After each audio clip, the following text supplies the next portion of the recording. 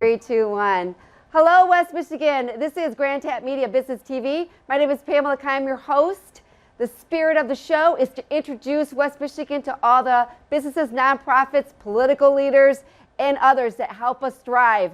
I have a very special guest today. I'm so excited to have him on, and we go way back when he was the mayor of Walker. It's State Representative Mark Huizenga, and we're going to get an update on the state and what's going on and how we're going to go through this second shutdown in Michigan. So welcome to the show, Representatives Mark Huizenga. Thank you so much for being here. Hi, Pamela. It's so great to see you again. Thanks for having me today. All right. So there's a lot going on in Michigan, and we are all kind of scrambling, but we want to be better prepared for this shutdown. It's not as severe yet, but we're supposed to only go 3 weeks into it, and they just shut down all the restaurants. You understand. We just went out there and just started the network and get back out there. Okay, so tell us, how's the state doing? We really want to know, what is your take on what's going on and how we're handling all of this, and what you guys are going to do to help us get through it in businesses through this one? Yeah, well, thanks for the question. It's a very difficult time for all of us. I take questions from constituents every day, all day. I've always run on availability, transparency, and accountability. So I've taken the calls. It's kind of interesting when I talk to constituents. A lot of times the response I get is, "Oh, I didn't expect to hear back from my representative." Will you call me back? I'm look, I'm on the golf course. Oh my God, it's Representative Mark Huizenga. He's calling me back. Yeah, but I take the calls no matter what. And I always tell people, look, you will not maybe always like what I have to say, but I want you to know that I'll always give you an answer that I think is truthful and that really represents the actuality of what's going on in things right now. I think that part of the problem is that we all have terrible COVID fatigue.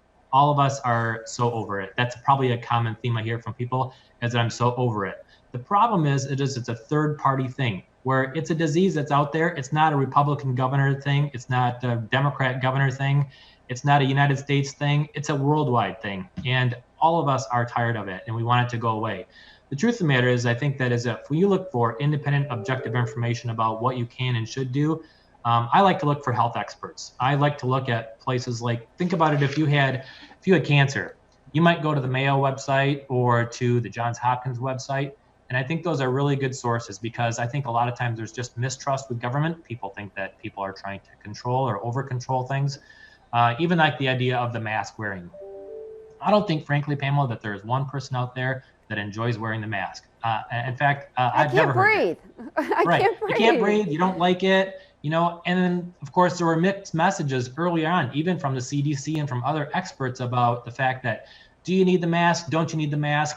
Well, I think it's pretty clear now that the masks do work, and that, even though we don't like it, there's concerns about, what about the particles? How much, how effective are they?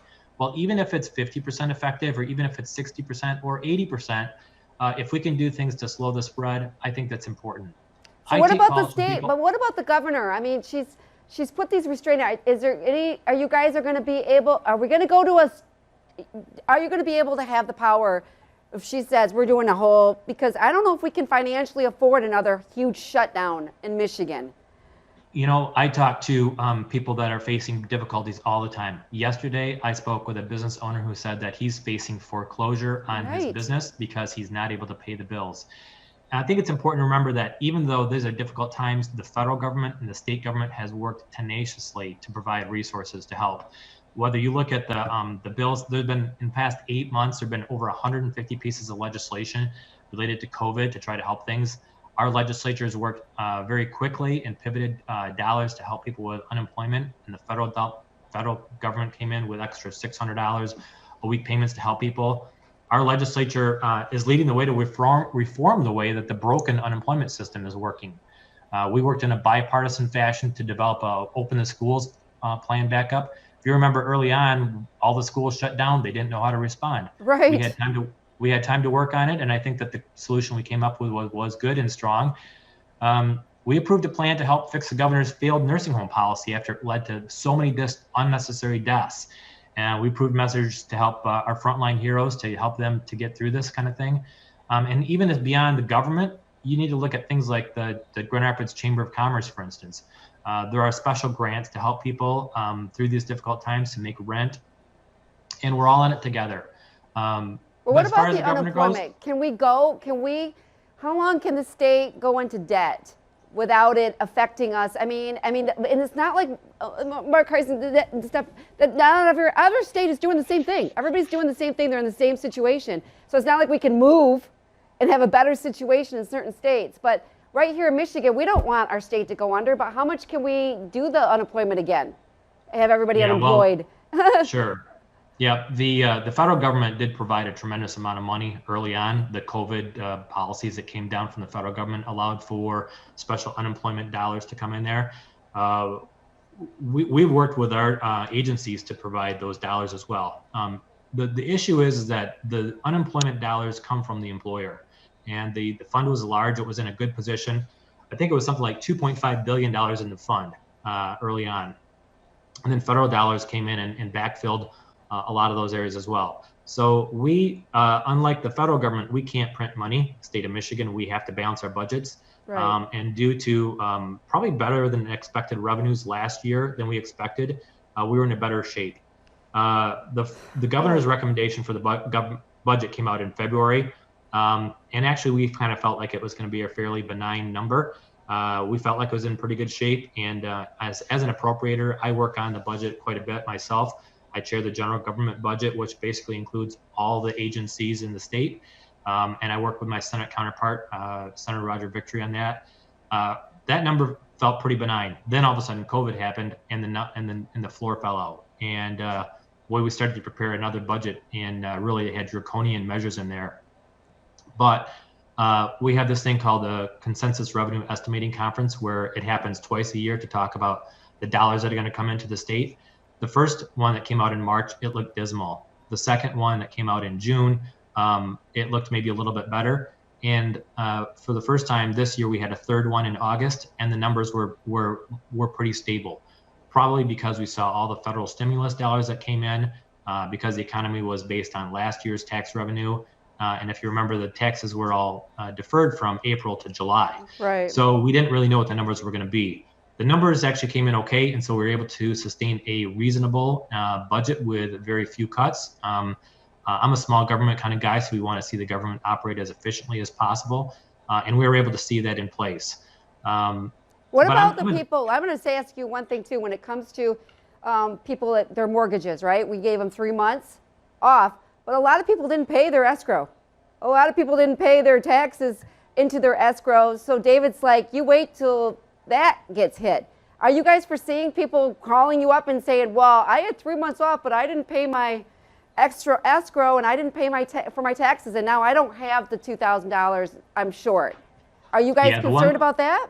Yeah, the one thing I'll tell you is that we have, with COVID, we have uncertainty. Right. We really don't know what the budget's going to look like next year. We have a sense that the economy is resilient. I actually saw the revenue projections for October just last week, and we are actually up for revenue at the state. So the economy in our state is strong and resilient. And let's face it, the way that this disease is hitting people is inconsistent. So some people are being hurt very hard. Some people are doing okay. Restaurants in particular, our hearts go out to those folks because, here they are now being shut down again. I know, but what do you do though? What do we do? Okay, so I'm a citizen. I know you're in a different position. You got it. You guys got to make a lot more tougher decisions. I only have to affect me, but I'm just saying, if we go back into lockdown or what we are currently, when we come back out, isn't it just going to be normal for some of the numbers to go up? I mean, how do you avoid that? We're going to be back in the public. We're going to be hanging out with each other. I don't want to be in my closet forever. What are we going to do? I don't think anybody wants to be locked down at home. Even my own daughter, she works in healthcare. She works at a hospital. She was COVID positive. She's been on quarantine now for the last 10 days. She can't wait to be released on Saturday. Is she sick? Was she sick, or she just had positive? No, she was just positive. I just got word that my brother-in-law, he's a physician at Mayo. He's positive, and he's down and out right now. It depends who you talk to. This disease is unpredictable. And as humans, I think we all like things that are predictable. COVID hits you in different ways. I actually had a statement that went out yesterday to talk a little bit about the fact that the virus vaccine is coming out, that we have some hope that's out there. And I had a woman that contacted me, and she said, we had a wedding in our backyard in October, on October 10. It was a warm, sunny day. It was all outside. She said that of the 40 people that were there, so they're under the numbers of the governor, 15 people came down with COVID, and the grandmother of the bride died from COVID. I know, I know everybody has, I know there's sad stories, but I understand that, but there's a point, there's liberty, and then I'm thinking, how much do you want to pay? I mean, then we never go into a war, because people are going to have to give their lives up for freedom.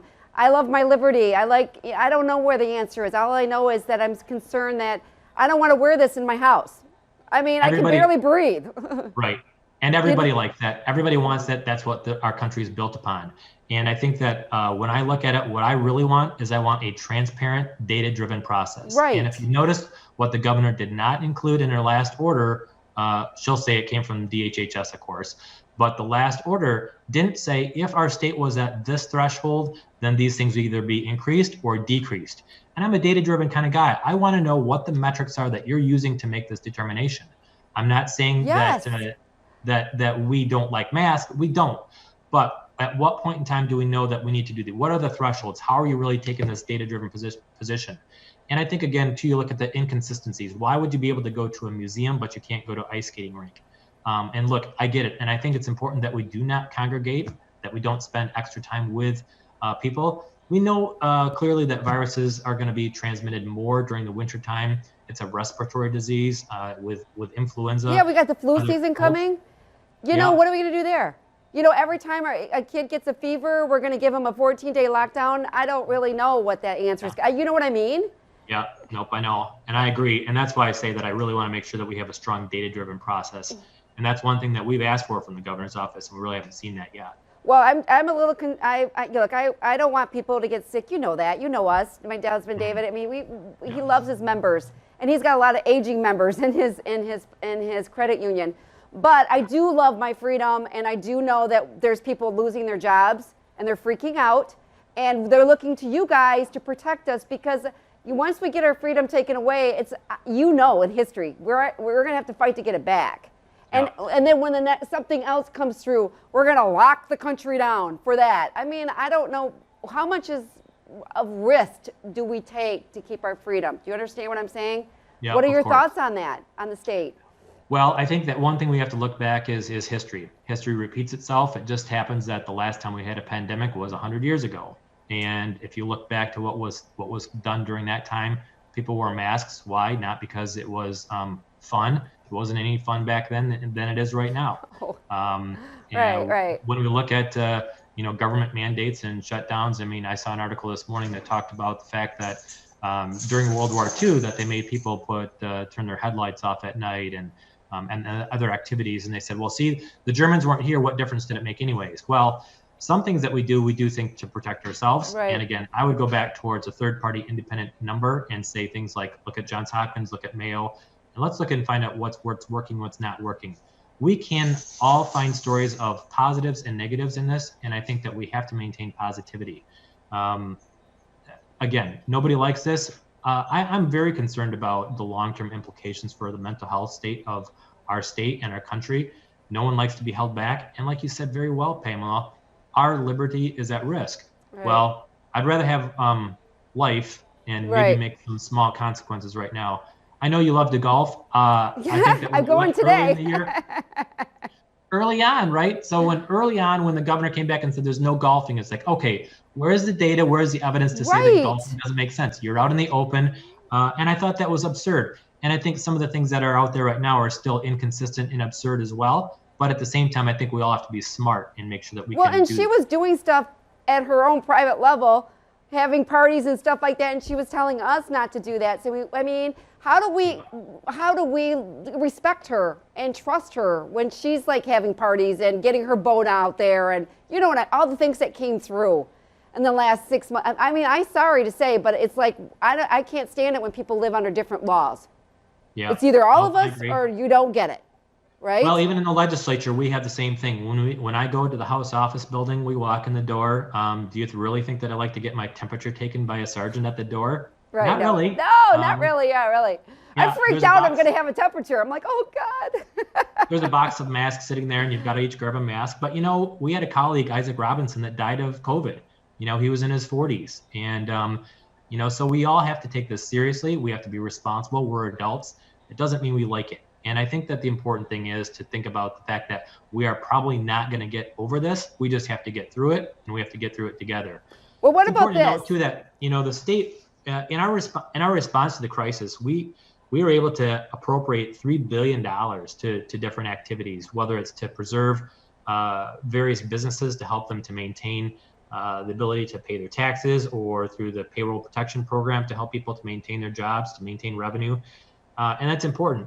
But you know what? It's also inconsistent. And we've continued to work to try to find ways to help things.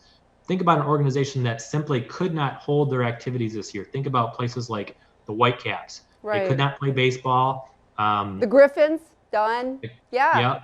But how do you pay your taxes? The Whitecaps is a private institution. How do you make a property tax payment there when you have no revenue coming in? So I look forward to being creative. There was a bill that came through earlier a couple months ago. The governor vetoed it because she didn't like the way that it works. I'm looking forward to finding ways to be creative, to provide solutions that work with Treasury Department, that's done in a bipartisan fashion, so that we can actually help businesses survive and thrive, so that when this is over, when the vaccine is out and that people are going to be back to things that are normal, that those venues that we've known and loved, that's part of our culture and the fabric of what we believe in, that those are successful and that we can be part of that solution, and we can get back to enjoying those things and ensure that they're not destroyed in the meantime.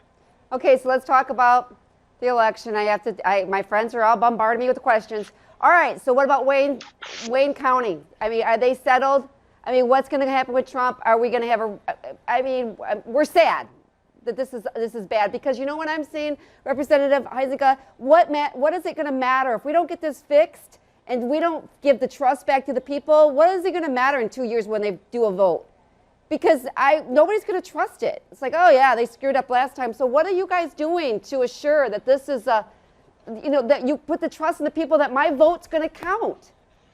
Well, first and foremost, I want you and everyone else to know that integrity in elections is something that I and our Republican Party holds in the highest regard. Right. Every single one of us wants to know that we have the liberty to vote how we want, and that our vote counts. Our vote matters, and that there's integrity in the system, that we know that when we cast that ballot, that it's actually cast the right way.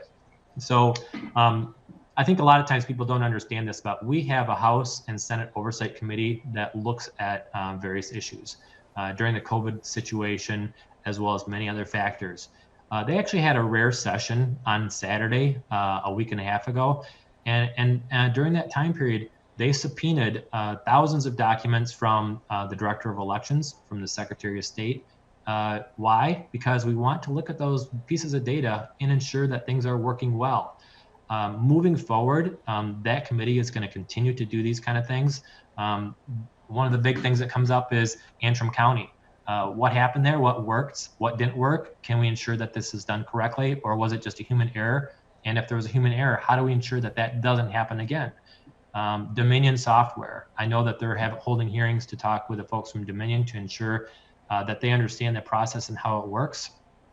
How can we, Representative? This is the question. Can we get to we've gone to the moon, and we haven't been able to figure out this election stuff. I mean, this is ridiculous. We're smart people. I mean, it makes us feel uneasy knowing that we can get to the moon, no problem, 1969, but we can't figure this one out for the state. Well, if you remember when it was Bush versus Gore, Gore didn't concede until December 13th. Why? Because one state, Florida, held things up with hanging chads. We have different states' rights, and states have processes. I think it's important to note that each time we have an election, however, after the election, those ballots are audited by law each and every year to ensure that they are done correctly, and that the oversight committees will continue to be working tenaciously to ensure that that process is done correctly. We're all humans. Things can be modified. And that's the part that the legislature wants everyone to know, is that we will ensure that this is done. Well, the problem is too with the state is if they find fraud big time, in which they are already reporting someone, it makes it question any other election before that. Do you understand? It makes us feel like if somebody's elected, okay, sure, they're elected. They probably bought their votes. Do you understand where that trust is gone? Yeah, absolutely. And I was at a meeting probably back. It was before the primary, and we were talking with some candidates and some folks. And I had a gentleman come up to me, and he said, Representative, how do we know what's going to work and that the election process itself is going to be fair? Right. And I said, as mayor, I worked closely with our clerk, and our clerks are independent and objective people. They have of the utmost responsibility and care to ensure that there's integrity in those elections. And I described what I heard from my clerk over the years, and he challenged me with a couple other points. And I said, you know what? I happen to know that there's another clerk from a township right over here. Let's go over there together and let's hear it directly. Let's hear it directly from a clerk and find out specifically if what you're describing is even possible to happen. I said, because I'm not a clerk and I have not ever run an election, so I can't tell you how that works. Right. We went over there, and this man was converted from being a skeptic to somebody who said, this really helps me a lot. I know now that there are systems in place, there are checks and balances, that it's the local clerks, it's the county clerks, and it rolls up to the state, and there is integrity to the system. And I guess it's also important to us to remember that in Michigan, we still have paper ballots. So that paper ballot becomes an audit trail, so that Right. each and every one of us should know that our ballots do count and they can be recounted. I don't want to. If we lose, you know what party I usually go for. But we lose. If we lose it fair, we lose fair. We bite Absolutely. the bullet and we go on until the next election. That's how I feel. We didn't always. Not all, our person didn't always win. Like John James, I swear he had it. He was in. I don't even know where he's at now. But we were celebrating for breakfast. Oh my God! Now, not so much. And so I want to win. If you lost fairly. Then we move on and we're like, okay, what did we do wrong? How do we move forward? What was our message? Yeah. And that's oftentimes the case after election. If somebody loses, look, I thought the president was going to win. I was hopeful that he was going to win. It frankly doesn't look like that now. And although I might lament the fact that the candidate that I supported didn't win, if we can at least look back and say there's integrity in the election process and that we know that he lost fairly, if Biden wins fairly, that's all we have to know about. Right. Because and we have to move on from that. We should not have any shadow of the doubt that elections have problems in them, and that's what I'm most concerned about. And everything that I see recognizes that we are doing a full court press to ensure that the election process will be fair, equitable, and transparent for everybody. Thank you so much. Okay, hold on. Okay, let's talk about, did we talk about the insurance on camera, or did we talk about it before? I remember we talked about it, but we need to ask that question. That insurance happened, what? Was that June 30th that came into effect, Jai? How'd that go? Yeah, so You guys created this insurance. Let's talk about auto insurance, which affects all of us in our state. All right, you put some legislation in and it went through, and I think it was like July 1st was the first coming out. Is there any foreseen consequences having there besides what I want to share with you what's happened with me? So can you share with us on that? Yeah, so auto insurance is one of those issues that's been around for a long time. When I first got elected to the House, and that was one of the priorities that our leadership and myself included wanted to ensure, was that we had better auto insurance pricing for all of the drivers across Michigan. This represents 7 million drivers. So when Michigan is number one, it's always great when you're the number one, except for when you're the number one for the highest auto insurance in the entire country. Why is that? Why were we the highest? Well, because of the reforms with the no-fault process. Okay. It was inherently more complicated, and I won't get in the weeds with it, but we had a special committee that looked at every facet of this, and we had a very late night session. It went very long. For several days, we talked about the details of this and worked it out. Well, you told me it was the best legislation come across your desk when we talked. I think it's one of the most heroic processes that we've had, because this is something that legislatures before me have worked on for 20 years to try to resolve. And for us, by virtue of us getting that done, I think that was pretty amazing, because done right, at least it gives options to 7 million drivers. So number one, remember, if you want to keep your auto insurance the same way, you still have that option. Number two, if you're Medicare, you already have insurance through your Medicare. You don't need to double pay that through auto insurance. And so it eliminated that. If you have good health insurance that covers you can get a reduction in your auto insurance through that process. Now, it doesn't mean you'll always get a reduction, but you shouldn't see an increase. And you mentioned earlier before when we were talking that you saw an increase. Yeah, our insurance company called. I mean, he's a reputable one. We've been doing our insurance for, David said, 40 years. Anyways, he said we had to up our umbrella insurance to cover the liability. Have you heard that from people? So we did, and that was $300 a year. Yeah, I have heard that from some folks. And usually when I have that conversation with people, then I say, number one, first you've got to shop it. Make sure that you shop your auto insurance with a number of carriers, because let's face it, they make money off the policy that they sell you, and make sure that you're getting the best deal. Well, the older you get, the more insured you want to be. Yeah, it depends on how insured you want to be, of course. Yeah, Yeah. I guess it depends how risk averse you are. But number one, the personal insurance protection program, which is basically the additional medical insurance, if you already have insurance, you should not have to pay for that twice. Okay. If you think you need greater liability, that's a different question. Your liability did not change with this insurance change, and it depends on your carrier and how risk averse you are and how much you want that to be. But 7 million Michiganders now have a choice of what they want to do. If they want to keep it the same, they can. If they want to see a reduction through a change in their health insurance portion, the PIP, they can do that. It's also in two phases. So one thing that happened last year was that with the auto insurance reform was that a new fee schedule is going to be in place as well. That change doesn't happen until next year. So imagine this. Okay. If you go to the hospital and you get a CAT scan and you have Blue Cross says the insurance company is going to get a bill from the hospital for $2,000. We have a negotiated fee of $1,000 for it. So then the hospital writes that off.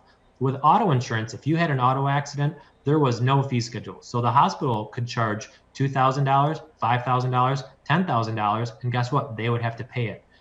This new process says we're taking a percentage, like 200% of Medicare, and we'll apply that to it. So at least we know there's some cost containment. In the past, that cost containment just wasn't there. Now that these have been negotiated numbers so that they're fair, and to give the hospitals and other rehabilitation facilities a chance to prepare for this. It doesn't roll out until next year, July 1 of 2021. Okay. So that's when we might see the reduction in cost. Yes. Okay, that's good. And what about people that are carrying insurances? Are that, the thing is about it, we always feel like, David over-insures us because he's older and he doesn't want anything to go wrong. He's just that kind of guy. But what about the people out there? Are you guys enforcing more people that don't carry insurance or don't do it? I mean, there's a lot of uninsured drivers. Yep. And that's one of the big problems was that it got to be the point where auto insurance was so expensive in the state of Michigan that people couldn't afford it. And then they were driving without insurance. And then if they didn't have, and if they had an accident, guess what? There wasn't coverage. So your insurance was priced higher, and it became this downward spiral where you couldn't get out of it. Right. So if people's auto insurance is priced fairly, then they will buy it. And if they have auto insurance, then it should be good for all of us. And it'll take a little bit of time for all the reductions to continue to happen. But I suspect that we'll continue to not only see reductions, but we've already seen that more than a dozen new insurance companies have come into the state of Michigan and say, we want to work here because it's a competitive environment. In the past, we didn't have that. Yeah, so that's a big deal. So that's going to be, we're going to start seeing some of those reductions in about a year from now. Yeah, we'll continue to see reductions. You should have seen a reduction this year if you talk to your carrier about reduction. Okay. All right, this is Pam. We want to wish everyone a fabulous day. This is Pamela Keim from Grandville Media Business TV. We're glad to take care. We'll keep you updated on West Michigan and the state. We want to thank Representative Mark Huizenga for being on the show today. He's going to give us some updates, and we'll have him back again. Have a great day, everyone. Bye-bye.